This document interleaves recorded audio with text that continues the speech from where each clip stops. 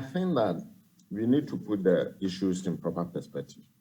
You have a public sector where the average wage today is about 1,800 Ghana cedis. And about 50% of people on that public sector pay structure are earning below the average. And we know this country, how prices are, all the basic things.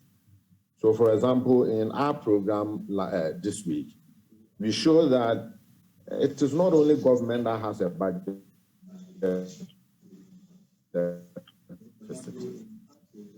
If you take the one time and compare it by basic foods, housing, electricity, utility, and all the things, we are talking about a deficit of over 100% for households and workers, compared to a deficit of some 11% for government. That has to be break. That's the first issue. The absolute level of pay in Ghana is so low that, as I said, it doesn't allow labor to reproduce itself. The second is the inequities. Probably, I mean, your figures you mentioned are outdated figures. There are CEOs whose rent allowance is more than the highest paid person. It's about 3 times the pay or the highest paid person on the single spine. That's about how much? There are CEOs that are taking rent allowance of about 18,000, 25,000 a month, not a year. You are serious about this? This is true? Okay, I'm serious. The work I do is to look at employment and wages.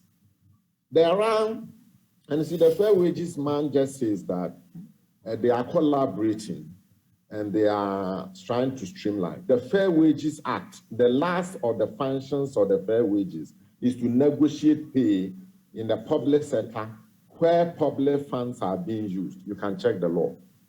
So it ought not to be a situation where you collaborate. They have to take over the negotiations of the public sector SOEs to make sure that they don't give themselves these high increases. In 2021, when workers had 4%, the SOEs, some of them gave themselves 35%. This is unconscionable.